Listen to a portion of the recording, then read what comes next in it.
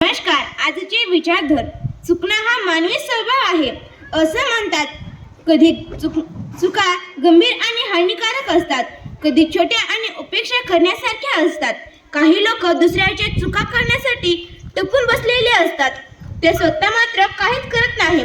मग आपण चुका केल्या नाहीत या भांडवलाच्या जोरावर ते दुसऱ्याच्या चुका दाखवून देतात. अशा निष्क्रिय माणसाच्या टीकेचा समाजाच्या निष्क्रियतेवर मात्र दुष्परिणाम होतो. मुख्य म्हणजे लोकांना चुकण्याची भीती वाटू लागते. आपल्या हातून चूक झाली तर लोक आपल्याला हसतील, आपली चेष्टा होईल, निंदा होईल. त्यापेक्षा त्या कामाला हात घालायला नको. मग एकदा का अशा विचाराचं थैमान सुरू झालं की माणूस स्वतःला एका कोशात गुरफटून टाकतो. त्याची कार्यक्षमता मंदावते, नव्या गोष्टी करण्याची उमेदता खचते, प्रतिभा खुरटते.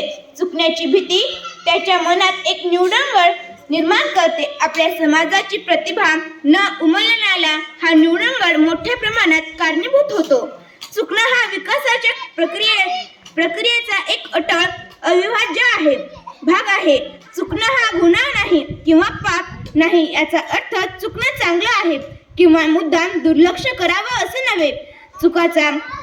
चुकाचा धसका घेऊन निष्क्रिय बनू नये. काम करतच चुका टाळण्याचा प्रयत्न करावा. डॉक्टर आहा साळुंखे.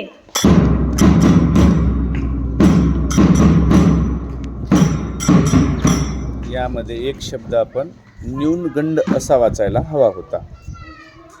न्यूनगंड.